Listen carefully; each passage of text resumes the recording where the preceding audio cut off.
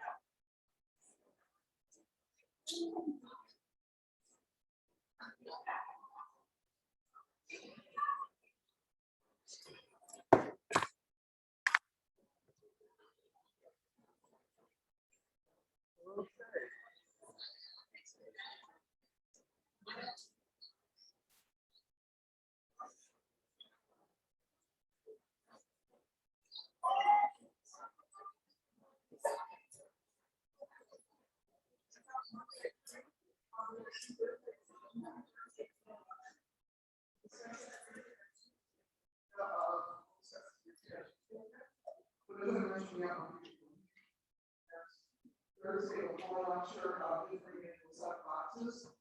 They sort of process that you'll, when there's lecture, you sort of lecture. Otherwise, we'll set up boxes and draw.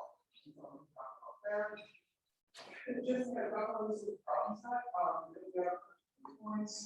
And we set up 10 points, submit, all the stuff, real. But you submit the this or yeah. And then you also submit our hard copy in class, which is easier for us to very hard copy. And it's going to be either 5 or 10 points off if it's not stable, because it's just really difficult. So just make sure it's stable. Just make sure it's stable. The problem said, oh, we can talk about it with anyone, but we can't look at anyone else's code to try to do it. Cool, for our rules, about that. And then structure.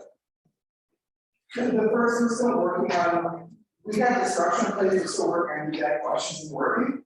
But the first part of the series is design questions where you write 3 to 6 sentences, discussing external wording, discussing internal wording, and that sort of thing. And then the second part is some art exercises, which are going to culminate in a box plot and or a density plot of multiple lines over the as to which one you'll find out next time. I'll find out what you do, analyze it, and we'll get a little questions written over this time we try to work out. Okay. Any questions on the next problem set before we get all the way to the last step? All right. Then we're going to begin today. We're going to resume with the example from the other day.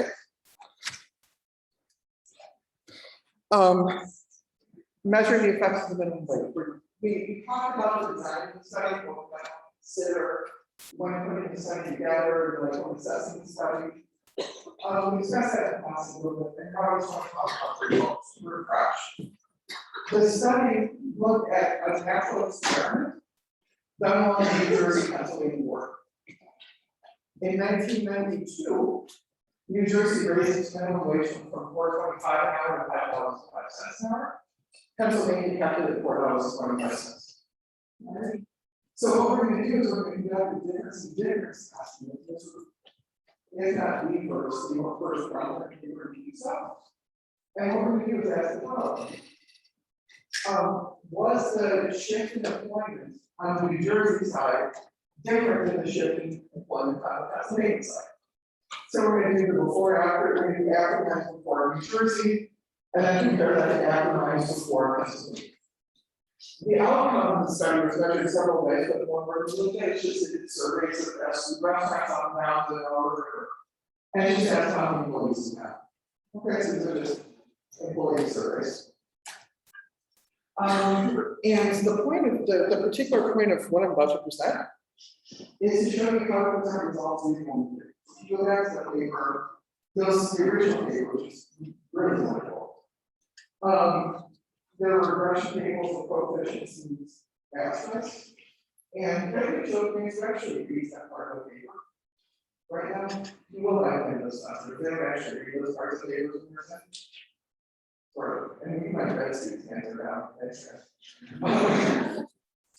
So, what I'm going to do is show you how to present results for. they're going to be the same basic economies as the papers are. And we're going to use the density plots. This question came up on Campus Way, or why do we use density plots, or what are they used for? This is an example of how we use them.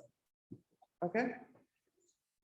So the top figure is the distribution of wages in New Jersey and Pennsylvania before and after New Jersey raised the minimum wage. In research design, this is called a manipulation check. A manipulation check asks, did my treatment group actually get the treatment? And if you look up there at the distribution of wages, the blue line is the distribution of wages after the minimum wage increase. This is how it spikes up at $5.05. Whereas the distribution of wages before the minimum wage is kind of flat all the way down from the minimum wage, which is 4.25, all the way up to the right. So what happened is this is a manipulation check that is showing that the minimum wage went from 4.25 up to 5.05. It just says that there's compliance with the minimum wage.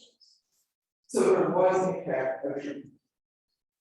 The bottom part is also a manipulation check because we want to make sure there was no change in control. So if you look at the density plots on the bottom, that's the distribution of wages in Pennsylvania before and after New Jersey raises the minimum wage. Is there any difference between those two densities? No. So what this chart manages to establish, what the figures establish, is that New Jersey did in fact raise its minimum wage, and Pennsylvania saw no similar rise during this time period. One thing I want to point out about this figure, if you look, the density of the y-axis are the same, the x-axis are the same between the two figures, and the before and after the right and blue are the same. When you have multiple figures on the chart, the default needs to be include the same y-axis and if possible the same x-axis, because that helps guide the guy to do fair comparisons. If I shift the x and y-axis from figure to figure, it won't be as easy to tell, as easy to do comparisons. So when you include multiple figures, same y-axis, same x-axis, unless you can't avoid it. All right. So this is the manipulation check that says that a treatment variable was indeed administered. And this is the change in employment for the G6. So you'll notice, well, all this number is, all of this is a density plot of the results from asking the restaurant how many jobs you have before the minimum wage hike and asking after how many jobs, how many people are employed. And look at these two. Look at this. Are those two density plots any different? Did the minimum wage seem to have any effect whatsoever? No. You can go through and we'll go through and do the statistics of it and the p-values and stuff. But for now, I just want to be able to look at the raw data and say, oh, look, both seem to be more distributed sort of developer, within reason. And in New Jersey, where there was a minimum wage increase, if anything, it looks like there may have been slightly more jobs added in New Jersey. Maybe. But this is another result. From the point of view of social scientists looking at data, you look at this chart of the kind of variables and say, yeah, those are about the same. If there is a statistically discernible difference, it's not substantively significant. It turns out that there is no statistical or substantive difference between these two curves. So what we just established substantively was that in this natural experiment in 1992, raising the minimum wage in New Jersey didn't decrease jobs in fast food employment. Well, right, that's good to know. We can always critique this in terms of external validity. Not everywhere is New Jersey in 1992. So it's not New Jersey, it's not 1992, how does the supply up and down to different types of workforces, there's all those sorts of things that happen. And in terms of internal validity, we can start asking questions like, can people travel from one side of the river to the other? Or we may say, what's the distribution of restaurant temples? That's we got into this in the previous lecture. Was there some reason that New Jersey didn't anticipate Things like that, right? Those are the sort of things that as social scientists we have to ask when we do this sort of analysis. This analysis has since been run again and again and again, and the same story basically holds across studies. For this slide, I just want to run through this so that we're all on the same page. The first problem set that you're getting, the entire focus of the problem set is on creating something more intermediate response. Okay? And the focus of the first concept is on can you create interpretive. That's what it goes up to, that's what we ask you to do. That's what it culminates in. And the figures you make must have a title. You have to label the y-axis and label the x-axis. This is my shorthand way of saying I'm just going to take a lot of them talking about that's right to the point. But like even setting aside that sort of restricted to do this, we want figures that convey what's happening here. And you need to treat figures like you treat paragraphs. When you write, you construct paragraphs well, you construct them with intent and purpose to convey something, same with this. Okay? So you're going to need a y-axis label and an x-axis label. I just need to know what's on both. You're also going to need a legend if there's multiple lines. And after there will be multiple lines. It's better to include overlay density plots rather than GUs. So to give you an idea, this figure is more effective than having a density plot of New Jersey above and the second one Pennsylvania below. Right? If you want the order to compare two densities or compare two variables or two plots or something, try and make that into the same figure. Right? We'll need a legend if there's a comparison being done.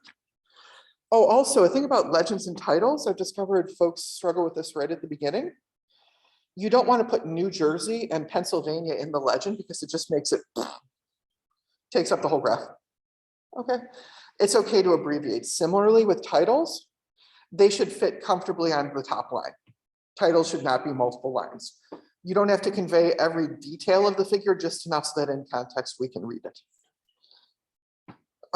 If there are multiple figures, there's some code that tells you how to do that, and we should use the same x-axis range and y-axis range. Also, if you do histograms and density plots, the minimum y value should be easy. Okay, densities just don't go those values. Any questions on this? I know some of you have done this with handouts, others of you are getting to it. Any questions on this before, just like specific questions or details before we roll ahead? Okay. While we're on the subject of natural experiments and celebrity crushes, we can talk about Taylor Swift. Or,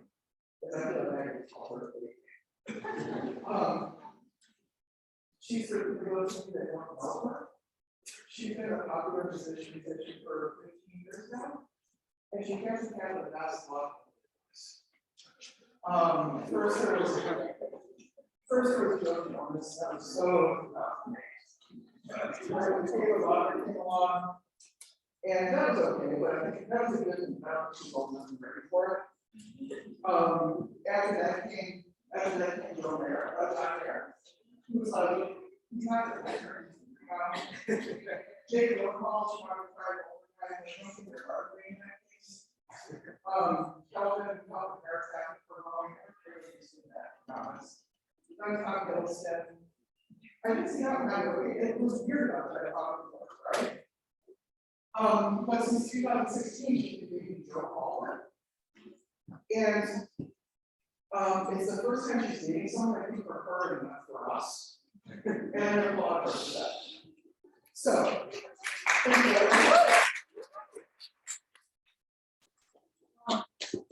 So the nice thing about this example, we're going to talk about two things, Taylor Swift and Alzheimer's. And how's that going to happen? Well, in 2018, Taylor Swift entered the political phase slightly in the state of Tennessee. It turns out that, oh my gosh, the name of the senator, Martha, what was it? Martha Blackburn was running for the Senate in 2018. And Taylor Swift, who's famously been voted and apolitical, or not political, put out an Instagram tweet the day before the closing of voter registration in Tennessee, encouraging people, I wish you took a public stance against Blackburn, and I think attention on LGBTQ rights. Took a public stance against Blackburn, and encouraged her parents to register. Now, my question for you is, what sort of data would you need to consider or to deduce that this, or in order to measure whether these effects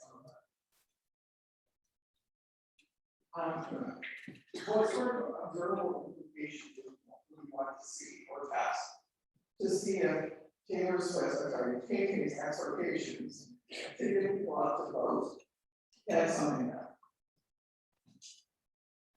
Yeah. Oh, I'm sorry.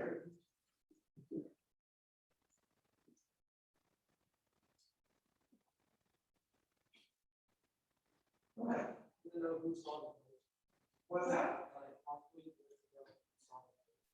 Oh, who saw the post? This is, I don't think I can call this Insta. This is Instagram, right? Yeah, okay. Do you get to know how many people do your post? While you're there? But that's not the same as viewing it, right? But you would want to see that's an important question for that goes as well. We want to know how many people actually saw it, right? Like, because Taylor Swift, I didn't do this, right? Saying this might have a natural impact on voter outcomes, but like I didn't do that. Right? Okay. So we want to see one of them. We can't observe that. So what numbers do we want? Yeah.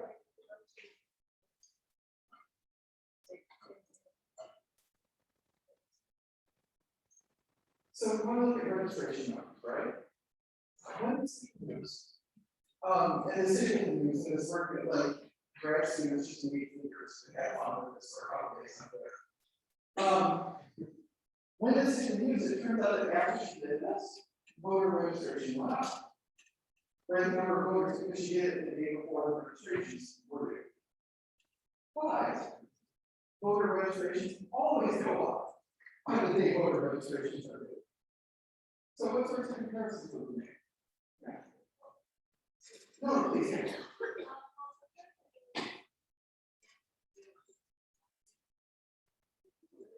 Okay.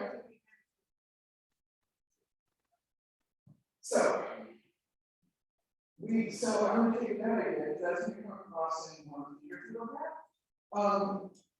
What sorts of groups of executives have a large impact? 20-somethings or 70-somethings? 20-somethings, right? So if we look at the increase in turnout, and it's attributable to people that are 50s and 60s, we'd be like, maybe not Taylor Swift. Okay, so we want to make sure that it's for people in their 20s, 30s, maybe 30s. Are people in their 30s and 60s? Yeah. Okay. Fair. Then what else do we want? What comparisons do we want? Yeah. I mean, like, this was a pretty high turnout picture. So you might want to look at like the relative increase of voter registration in Tennessee compared to like Kentucky or Missouri. Okay. And now, when you said that the relative turnout in Tennessee versus Kentucky, I'm going to take that question one step further and say the change in relative turnout of Kentucky versus Missouri, of Tennessee versus Kentucky, and that's it. Okay? Because we're taking one state, doing it 2018 minus 2000, we have to choose your carefully. Let's say 2018, 2014, which would be the last off year where there was a Senate race, and find a similar county to TH baseline. Okay? So it doesn't just show up everywhere. To give you an idea of what happened, this, I think the grad students in this course put this together. If you look at it, the distribution, just simply distribution of registration on the last day in 2016 versus 2018. In 2016, the largest turnout was attributable to 30 and 39-year-olds, whereas in 2018, which is after the Taylor Swift convention, the largest turnout was attributable to 18 to 24-year-olds. Do you know this is a compelling argument, or what else do you want? How do you go about this? This is for just Tennessee. So you might want another state comparison, right? Okay. So how does this compare to some others? Yes, that. Also, you could see the change in turnout broken up by partisanship, because she was including these like liberal messages in her registration. So. Yeah. So the question is, like, of the people who turned out, what proportion are turning out in the way that she wanted, right? But there's actually now a famous study in political science that showed that actually when people were Taylor Swift does this sort of thing, so backlash against her often has stronger than whatever she pushed for. So whenever these crazy folks go out to the elites, and us liberal Ivy League professors try to like urge people to do these things, the backlash is actually stronger than what we're trying to do. So just looking at the turnout of registrants will capture how much she encouraged people, but it would capture the backlash from all of her conservative and Tennessee who might have gotten turned off. Other thoughts on what you want to see here? Okay.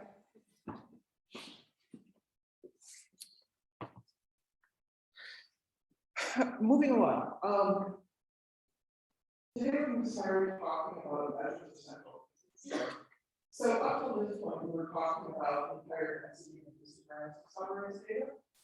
But it turns out that in many cases, we're just going to use a single measure of meter and median to summarize the group data. The running theme for this, aside from natural experiments and Boston Princeton and that sort of thing, the running theme for this is how we summarize data. And the manner in which you summarize data is very much a function of your project, what you're working on, these sort of questions, the answers you want to make. So one way to think about summarizing data is a matter of dimension. What is this? Let's imagine I got a piece of data. Right, let's just say the 107 meters down the line. If I wanted to convey everything about the data, I literally just print out the sheet with all those numbers on it and give it to someone. And they say, what's the distribution of height in your class? I give up 120 or 150 numbers or something, and be like, here you go. That's not the stuff that the JPs and the social science research. We don't actually print out our data and pass it along, we have to find ways to condense it. In condensing it, things are really lost. If I drop from printing out the entire data set to just giving them the average, a lot of software and summarizing it, but I'm dropping a lot of data. The reason I was emphasizing that C plus is that it actually carries a lot of this data over the entire variable as that data. But the problem with summarizing data is one question. Here's n pieces of data, I'll summarize it down to 1 or 2 and convey to you the basic gist of a random variable. When do these things start to matter? The first distinction we're going to talk about is between the mean and median. So the sample average, on the next slide. But the sample average is just simply adding up all the numbers and dividing by the number of numbers. People have been doing averages for a while. The sample median is the middle number. If you list everything from highest to lowest, what's the middle number? If there's an even number of numbers, it's the average. Okay.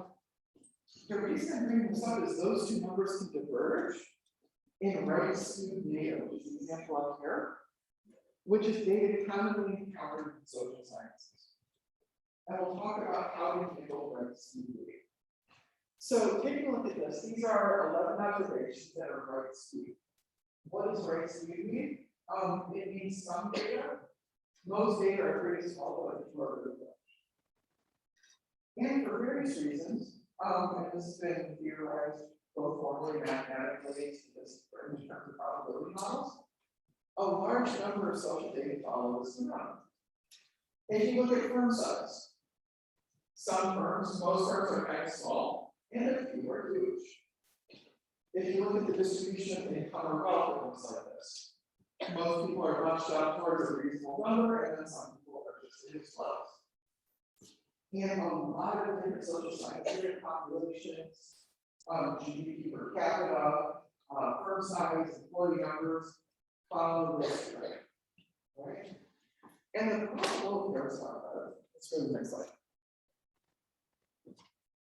And in this case, what you'll notice is that the sample average is pulled out to the right of the sample median.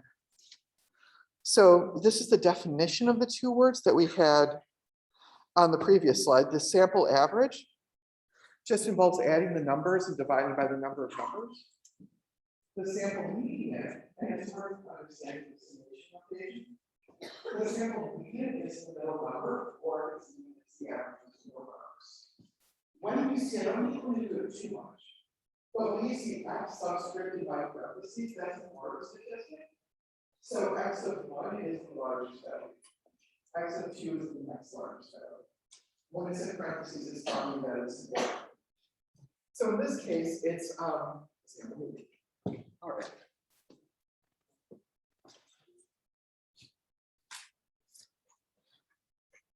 Why are we spending time on these things? It turns out that the sample mean is not robust to smooth data. What does that mean? It means that the sample mean is sensitive, very, very sensitive to the distribution in the right tail, and at least two numbers. So let me give you an example. There's everybody in this room, and let's take the average wealth of everybody in this room. Okay, whatever it is. Then let's imagine that rotates off into the room. And on average, we're all millionaires. Does that adequately convey information about the wealth distribution? That's right. In some sense, yes. But again, this is the point that like one person is a millionaire, and presumably the rest of us are, or most of the rest of us are not. Okay. When Bill Gates walks into the room, what happens to the median? It shifts from the middle maybe to one person. So what I'm talking about is the fact that the sample average is not always the best statistic at extreme values. Because the addition of one new extreme value can really change your analysis and change what you're trying to convey about the data. Whereas the median does that.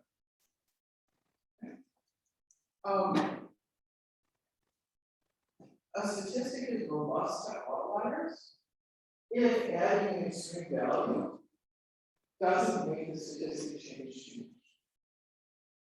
This happens, I was on a paper looking at trade flows. And it turns out that if you don't process the data is just entirely guided by China and the US. But we want to tell a story of the whole. So we had to adjust the data, but we'll talk about one of them in this moment. But I want you to be aware that there are times when you have this data where a few extreme examples can have your entire analysis. And then your story is not about the entire data set anymore, it's about the one extreme value. One way around this is to do a median, which is robust outliers. We'll talk about that when we get plots and lists or plots and maps. If you're dealing with means or when we get to regression models, and your regression models, the way I want us to take a lot of them. What's your wireless from like high school and middle school? Okay. Sort of out. Okay. I'll show you what a logarithm is going to do mechanically to skew data. In R, it looks like this. You create a new variable, which is just log x, If some observations are 0, that makes logarithms very, very sad. So what you want to do is do a log of 1 plus x, so some of your observations are 0. That'll map the zeros back to 0. And let me show you what this does. This data are just skewed data. It's per capita GDP of 1995 for former British homes.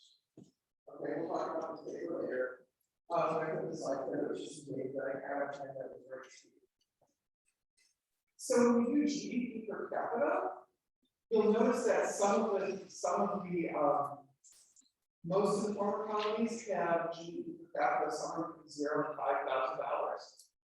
And then there's a little more out of the end, which is like US, New Zealand, Europe, sorry, US, New Zealand, Australia, which have higher GDP per capita. This is right to data. The observations to the left, your means to be inferred weight is weight sensitive, the observations on the right. So what you need to do is take a logarithm and estimate the left distribution look like the right distribution. If you look at the distribution on the right, it's L-shaped. We like bell curve shaped distributions. We will talk about that for now. The nice thing about it is that the mean is a good measure if the mean is L-shaped. Then it has all these, we know it has very big problems. And it's more robust. It's capturing more of it. The important distinction to make is that when you shift from the original measure to the log measure, your interpretation changes. So it's GDP per capita to log GDP per capita. The interpretation changes from GDP per capita to the rate of GDP per capita. Do they still teach elasticities? If you go yes. Okay. If you compare log y to log x, that's the elasticity. So it's a rate, that gives you a rate measure. We'll reduce that.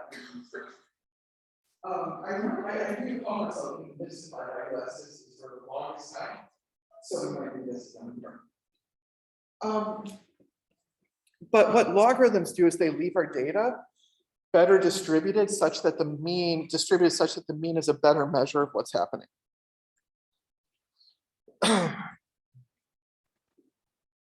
For any summary of the data, I'm going to insist that you insist on 2 separate measures, at least.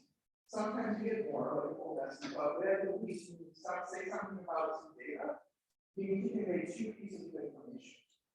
The first is called the measure of central tendency, which is just simply what's happening in the middle of the data. What's the mean, what's the median, what's the mode. But give me some measure of central tendency. Normally it's an intermediate. The second thing you need to convey is what's the spread around the measure of central tendency as well. So we'll talk about hotspots that do this and other measures, but it's always the point estimate, and then some range above and below it. That's going to contain most of the data. So we want to convey not just the point estimate, but also what's the measure of uncertainty or what's the range of the data. And this, for most work, suffices to characterize the variable we're looking at. We can't summarize data using quantiles. Now, quantiles are the largest quantiles compared to what? Sorry. We can't look at the range. The range of your data is the maximum value minus the okay. The problem when we're talking about robustness is that the range is not very robust outliers. Definitionally, the maximal statistic is going to shoot way off if you have an outlier that's only one direction, just by construction. So normally, rather than the range, we like to look at the interquartile range. The interquartile range is the 75th percentile minus the 25th percentile. And the nice thing about that is that range will have your data. So in that case, the 15th percentile median. I'll refer to the 10th and 20th percentile deciles. And the 25th, 50th, 75th percentile is 4 times. Okay, that's just kind of what you would set a constant. Is there a question? Okay.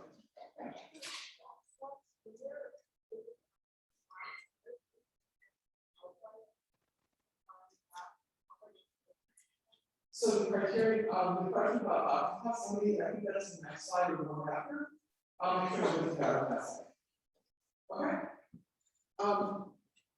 So the interquartile range is the 75th minus the 25th percentile, and it's going to contain half your data. Here we go. It is on the next slide. So in this case, these are two box plots. On the left is the data on the original. Is the original data, and on the right are the log files.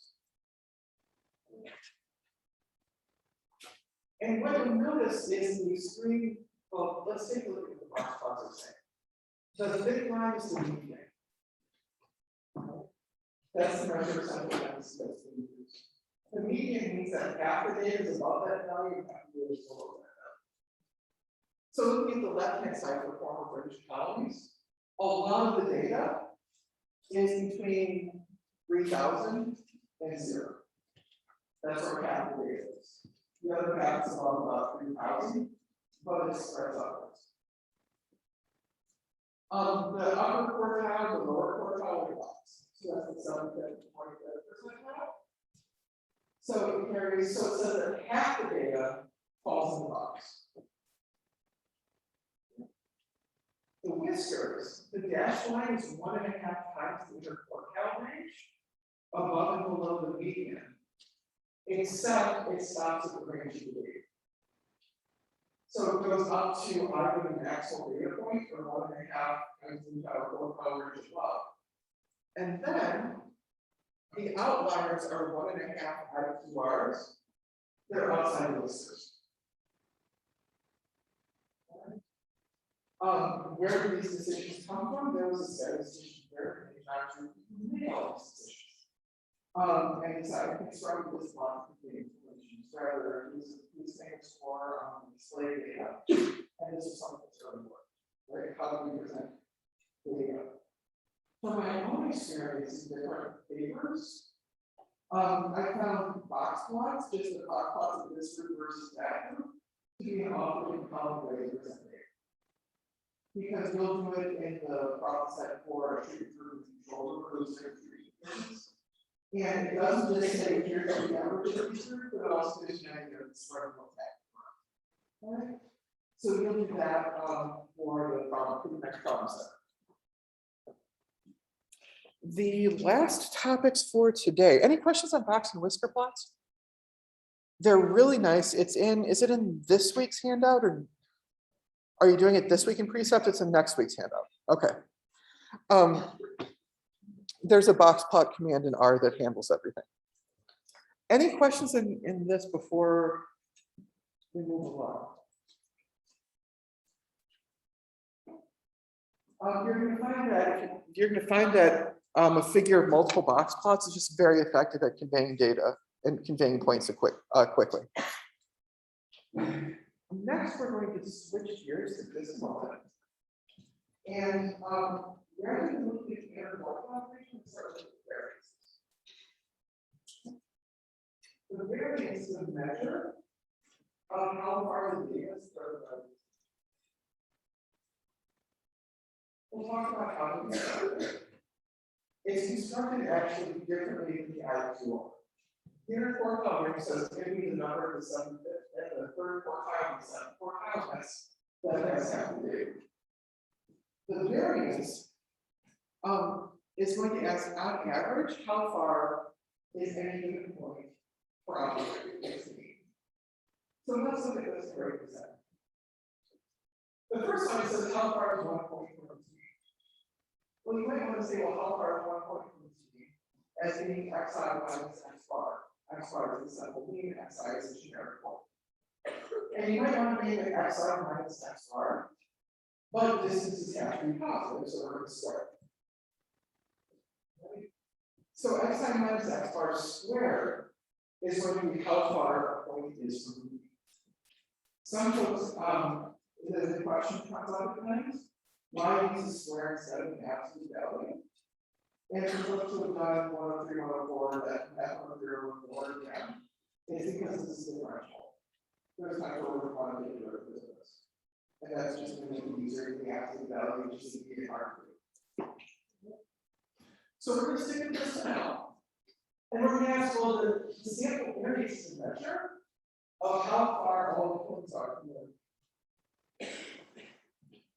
So we're going to take each point and say how far you from the sample mean. We're going to calculate the sample mean. Then for each point, we're going to say how far are you from the sample mean. Take that distance, square it, sum it, and put it together. The one sticking point in this particular slide is why we do the 1 over n minus 1 instead of the 1 over n. The reason for that is because the sample needs constructed from the data. So in that case, we're losing every piece of data, which is information. We lose one piece of information in calculating the sample mean. So instead of dividing by n, we divide by n minus 1, because we learned one piece of information in calculating the sample mean. For the precise details of it, take my direct cost. There's a little bit of a narrow for it, but the intuition of it is that x bars can start with small x's, and we have to calculate them now. Okay. So the variance is a measure of how far a variable is from its mean. Covariance answers the other question. To what extent do two variables move together above or below their respective means? So to give you an idea, we're going to get one term for xi and yi. And we're going to ask, are both variables above the mean at the same time or above below them at the same time? Or do they alternate? So let's take that first term. Y minus y bar and xi minus x bar. So in this case, y is one variable, x is another variable, and we calculate the means for each. If this term, if y and x are both above the mean, are both above their respective means, then that product is positive. And if x and y are both below their respective means, that product is positive. One is a negative and a negative. If x and y, if one is above the mean and one is below the mean, then that product is negative. Because one number is going to be positive and one number is negative. So the idea here is that covariance is capturing the extent and magnitude to which two variables are respectively above or below the same means. So what we're going to ask is to what extent do two variables covary? And in this case, we see the answer to that showing up at the bottom there. And that's going to be 1 over n minus 1 again. And then we're going to add up the observation of local covariance terms. Xi minus x bar times y minus y. Right. So with the sample covariance, we're saying with a single variable, to what extent is it spread around the mean? To what extent does it vary around the mean, or on average, how far is the data from its mean? That's what the variance is going to tell us.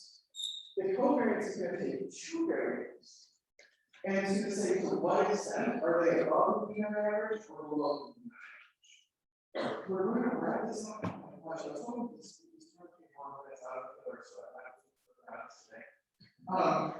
We're finishing 2 or 3 minutes early. We're finishing 3 minutes early, but taking time to study, so we can reset materials and we'll see.